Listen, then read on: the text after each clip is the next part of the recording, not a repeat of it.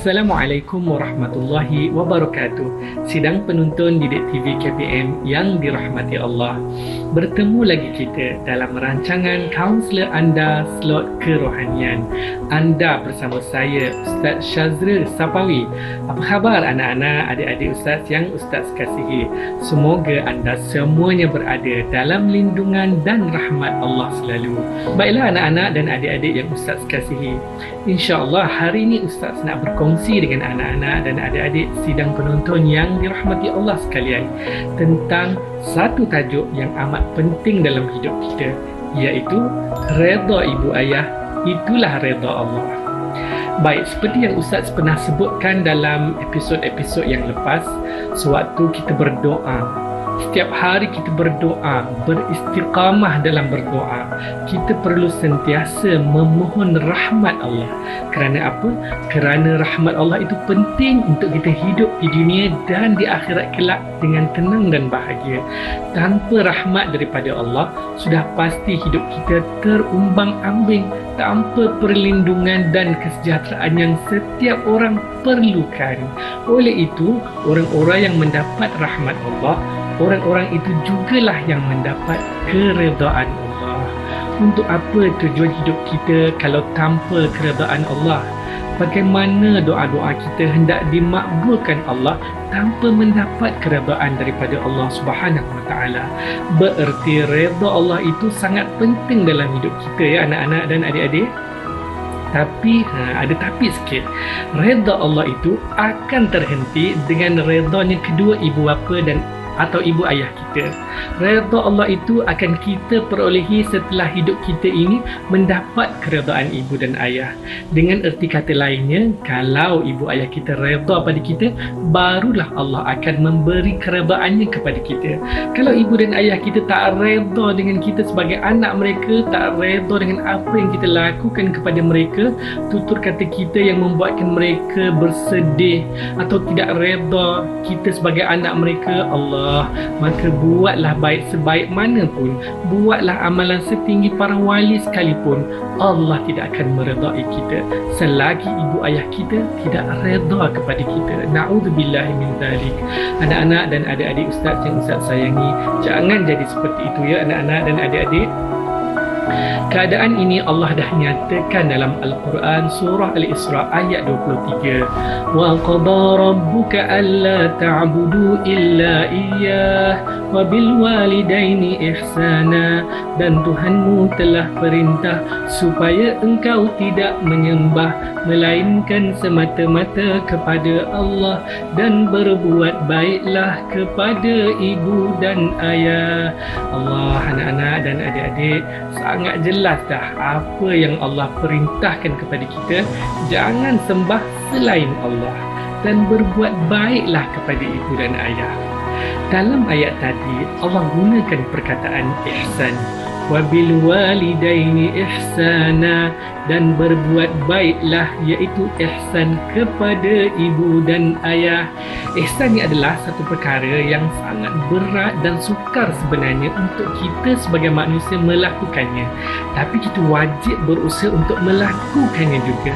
Ia adalah satu perkara yang paling baik, lebih baik daripada yang terbaik, yang sehabis baik kita lakukan untuk kedua ibu ayah kita.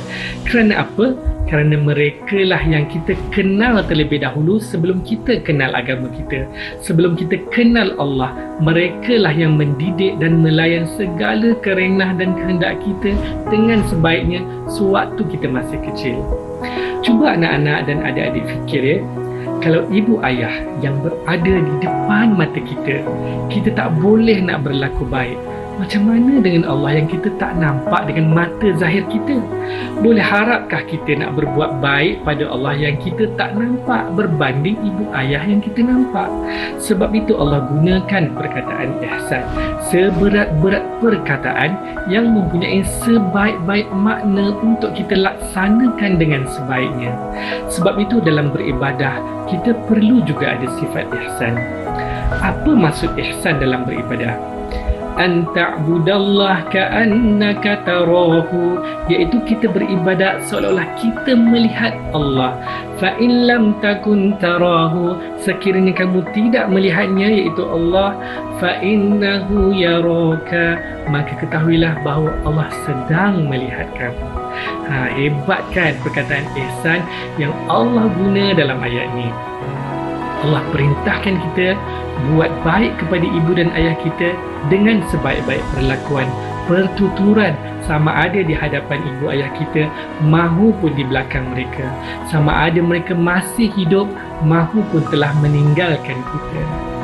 Baik, di hujung ayat yang sama Allah perintahkan kita lagi, seandainya ibu atau ayah kita atau kedua-duanya masih hidup sampai ke usia mereka yang lanjut, fala taqul lahuma uffin, dan jangan sekali-kali engkau mengatakan kepada mereka berdua dengan perkataan wala tanharhuma, dan jangan sekali-kali engkau menengking mereka berdua.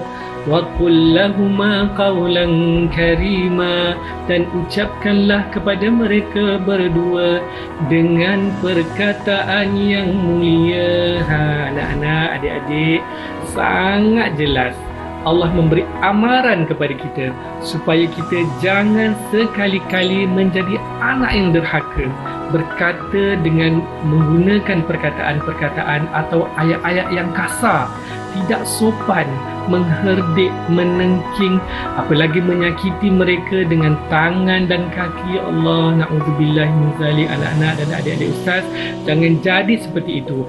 Berdosa besar dan Allah sekali-kali tidak akan redha dengan perlakuan seperti itu. Jadi anak-anak, adik-adik ustaz, ingat pesanan ustaz ni. Redha ibu ayah, itulah redha Allah. Kita bertemu selepas ini, jangan ke mana-mana, ibqu ma'ana. Didik TV KPM. Ada satu hadis sahih yang diriwayatkan oleh At-Tirmidzi radhiyallahu anhu. Rasulullah sallallahu alaihi wasallam pernah bersabda, keredaan Allah itu terletak pada keredaan kedua ibu bapa, dan kemurkaan Allah itu juga terletak pada kemurkaan kedua ibu bapa. Pengajaran daripada hadis ini ialah Allah memerintahkan kepada kita agar mentaati kedua ibu ayah kita, berlaku baik kepada keduanya, sama ada dengan pertuturan mahupun dengan perbuatan, kerana keredaan Allah Subhanahu wa taala itu tergantung kepada keredaan kedua ibu dan ayah kita. Ustaz akan kongsikan beberapa cara untuk kita lakukan bagi mendapat keredaan ibu dan ayah. Baik, yang pertama, mendengar kata-kata mereka berdua, mentaati perintah dan suruhannya. Sebagai anak, selayaknya kita dengar segala nasihat ibu dan ayah kita. Doa ibu ayah itu tiada hijab untuk Allah perkenankan. Jadi berhati-hati ketika kita bercakap dengan mereka berdua. Baik, yang kedua, hormat bila berhadapan dengan ibu dan ayah. Hormat kepada ibu dan ayah tidak hanya dengan pertuturan, malah juga dengan tindakan dan perbuatan kita. Ustaz dulu masa kecil-kecil, ibu dan ayah Ustaz banyak kali pesan pada Ustaz, kalau nak jalan depan orang tua, rendahkan badan dan mintalah maaf. Maaf ibu, ayah, saya nak tumpang lalu. Malah bukan hanya dengan ibu ayah sahaja, mana-mana orang yang lebih tua, kita patut lakukan perkara yang sama. Allah kata apa? Wakhfid lahuma janahadh-dhulli minar rahmah, dan rendahkanlah dirimu kepada kedua ibu bapamu dengan penuh kasih sayang. Wa qur rabbirhamhuma kama rabbayani saghira, dan berdoalah kepada Allah, kasihilah kedua ibu bapaku seperti mana mereka mengasihiku sewaktu aku masih kecil. Lihat anak-anak, adik-adik, Allah suruh kita rendahkan diri kita bila berhadapan dengan ibu ayah kita. Walau sehebat mana pun kita kaya, kita berjaya, kita ada kereta besar, kita ada rumah besar, kita belajar sampai PhD, jangan tinggikan diri kita bila berhadapan dengan kedua ibu ayah kita. Jangan sombong dengan ibu ayah kita. Kemudian dalam ayat tadi Allah suruh juga kita berdoa kepada Allah untuk kedua ibu ayah kita. Bukan ustaz yang suruh, tapi Allah sendiri yang suruh kita mendoakan ibu ayah kita. kita, agar Allah memelihara mereka berdua, kasihi mereka berdua sama macam mereka pelihara dan kasihi kita sewaktu kita masih kecil. Kan waktu kita baby dulu, ibu ayah kita sayang sangat pada kita, tidur pun dalam pelukan ibu. Kita menangis sikit kerana lapar, bingkas ibu ayah bangun ni, buatkan susu, tukarkan lampin, menyanyi dan dodoikan kita sampai kita terlena. Tak ingat ke? Okey, tapi sekarang ni Ustaz lihat ramai anak-anak dan adik-adik di luar sana dah tak buat dah perkara macam tu. Bila berjalan depan ibu ayah, berjalan depan orang tua, depan muka selamba je, tanpa rasa malu dan hormat. Depan-depan muka ni lalu selamba je. Allah, hebat sangat ke kalau buat macam tu? Mana rasa hormat pada ibu ayah kita? Mana yang Allah suruh kita rendahkan diri kita bila berhadapan dengan ibu dan ayah kita? Tapi Ustaz tahu anak-anak dan adik-adik Ustaz yang ada kat depan TV, semua tahu apa yang patut dilakukan bila nak jalan depan ibu ayah atau nak lalu depan orang yang lebih tua daripada kita. Tumpang lalu ibu ayah, sambil anak-anak adik-adik pun tunjukkan sedikit badan tanda rasa hormat kepada mereka. Kalau tak sebut minta maaf sekalipun, perlahankanlah jalan tu. Tunduk sedikit, pasti ibu ayah dan orang yang lebih tua itu rasa dihormati bila kita buat macam tu di hadapan mereka. Lebih-lebih lagi ibu dan ayah kita kan nak dapatkan redha mereka kan. Buat macam tu, okey anak-anak dan adik-adik. Seterusnya yang ketiga, cara bagaimana nak peroleh keredaan ibu dan ayah. Tidak meninggikan suara bila bercakap dengan mereka. Okey, dalam blok pertama tadi Ustaz dah bacakan ayat Al-Quran. Fala taqul lahuma uffin, janganlah berkata kepada keduanya dengan perkataan ah. Maksud di sini ialah berkata dengan kata-kata yang kasar dan kesat. Tak kiralah ke ke ke, tak boleh ya anak-anak, adik-adik. Ish pun tak boleh. Contohnya, ish ibu ni, adik dah cakap adik tak nak makan nasi goreng. Adik nak makan apa? Spaghetti. Adik nak makan spaghetti. Allah, anak-anak, adik-adik, tak boleh ya cakap macam tu pada ibu ayah kita. Kita kena hormat ibu ayah. Ayah, kan adik dah cakap adik nak duit nak beli mainan tu. Ayah tak dengar ke saya ni? Astagfirullahalazim. Anak-anak, adik-adik, jangan cakap macam tu ya.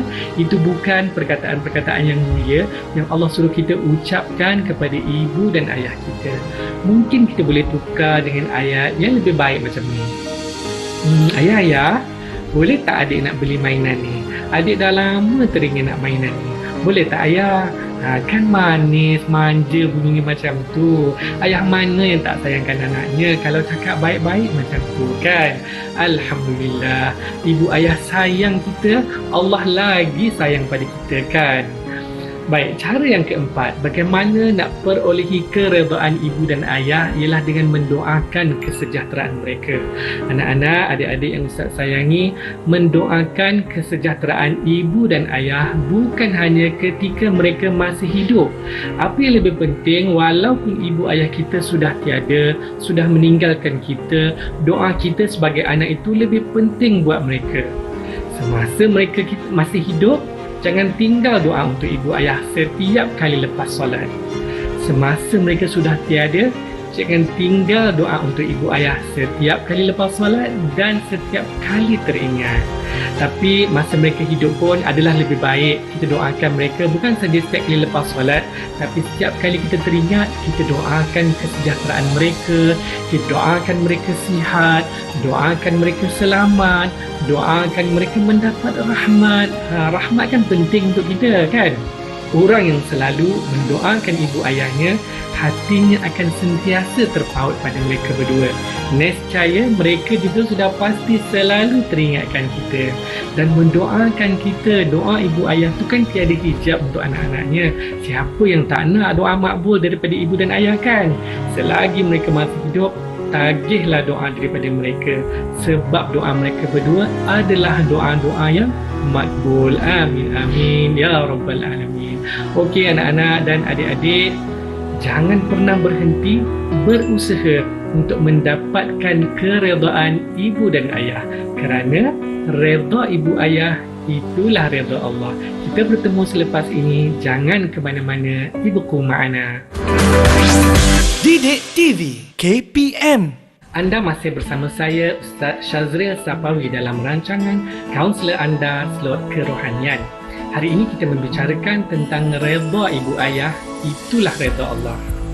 Dalam blog yang ketiga ni, Ustaz nak kongsikan satu kisah yang pernah diceritakan oleh sahabat Rasulullah SAW, iaitu Jabir bin Abdullah radhiyallahu anhu, di mana ketika baginda sedang menaiki tangga mimbar, sahabat mendengar baginda mengucapkan amin.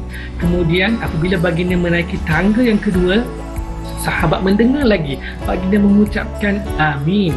Dan kemudian apabila baginda menaiki lagi tangga yang ketiga, sekali lagi sahabat mendengar baginda mengucapkan amin.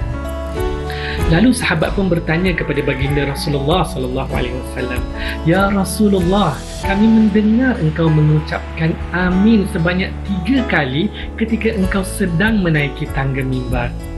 Apa yang engkau aminkan, wahai kekasih Allah?" Maka Rasulullah sallallahu alaihi wasallam pun menjawab, "Sesungguhnya Jibril alaihissalam telah membisikkan 3 doa kepadaku. Doa yang pertama, celakalah orang yang melalui bulan Ramadan hingga ke akhirnya, tapi dosa-dosanya tidak terampun oleh Allah. Maka aku aminkan." Kemudian Jibril alaihissalam berdoa lagi, celakalah orang yang apabila mendengar namamu disebut tapi tidak menyambutnya dengan selawat ke atasmu. Maka aku aminkan. Jadi adik-adik, bila kita dengar di nama Rasulullah sallallahu alaihi wasallam disebut, kita kena jawab sallallahu alaihi wasallam bersama-sama. Boleh kan? Baik, dan seterusnya bila baginda Rasulullah sallallahu alaihi wasallam memijak tangga yang ketiga, Jibril alaihissalam membisikkan lagi doa yang ketiga kepada Nabi. Apa dia doa yang ketiga? Celakalah bagi orang yang mempunyai ibu ayah tetapi tidak dimuliakan atau tidak dihormati kedua ibu ayahnya sehingga mereka mati. Maka Rasulullah sallallahu alaihi wasallam pun mengaminkan. Allah, anak-anak, adik-adik yang Ustaz kasihi. Jadi daripada kisah ni, Ustaz nak fokus kepada doa malaikat Jibril alaihissalam yang ketiga yang diaminkan oleh baginda Rasulullah sallallahu alaihi wasallam dalam kisah yang Ustaz kongsikan tadi, iaitu seorang anak tidak akan dapat masuk ke syurga disebabkan sikap derhakanya kepada ibu dan ayah. Seorang anak tidak akan dapat masuk syurga disebabkan dia tidak memuliakan ibu dan ayahnya, disebabkan dia tidak menghormati kedua ibu dan ayahnya, disebabkan dia menyinggung perasaan ibu dan ayahnya, disebabkan dia derhaka kepada ibu dan ayahnya, disebabkan dia membuatkan ibu dan ayahnya menitiskan air mata kesedihan kerana tingkah laku dan perbuatan serta pertuturannya kepada mereka berdua. Allah, na'udzubillah min zalik. Anak-anak, adik-adik yang Ustaz kasihi, sidang penonton yang dirahmati Allah, seandainya kita masih punya ibu dan ayah yang masih hidup, muliakanlah mereka berdua, hormatilah mereka berdua, jagalah perasaan mereka berdua, jangan derhaka kepada mereka berdua. Jangan buat ibu dan ayah kita menangis kesedihan kerana kita, tapi buatlah ibu dan ayah kita menangis kegembiraan dan bangga dengan apa yang kita capai dan perolehi. Jagalah tingkah laku kita di hadapan mereka, jagalah pertuturan kita di hadapan mereka, kerana dalam perjalanan hidup kita tiada apa yang kita harapkan selain rahmat dan keredaan Allah. Redha ibu ayah, itulah redha Allah. Anak-anak, adik-adik yang Ustaz sayangi, sebelum Ustaz mengakhiri perkongsian Ustaz hari ini, Ustaz nak hadiahkan sebuah nasyid lama yang cukup istimewa, khas untuk ibu dan ayah kita semua. Baik, dengarkan. Kami anak-anakmu ingin memohon restu, wahai ibuku, wahai ayahku, ampunkan dosa-dosaku. Wahai ibuku, wahai ayahku, redakan akan diriku. Ku hulurkan salam untuk Rasul junjungan, moga disyafaatkan. Ya Allah, ya Rabbi, ya Fatahu, ya Alim, ya Rahmanu, ya Rahim. Redha ibu ayah, itulah redha Allah. Semoga kita bertemu lagi di episod yang akan datang. Aqulu qawli hadza wa astaghfirullahal azim li wa lakum. Wassalamualaikum warahmatullahi wabarakatuh.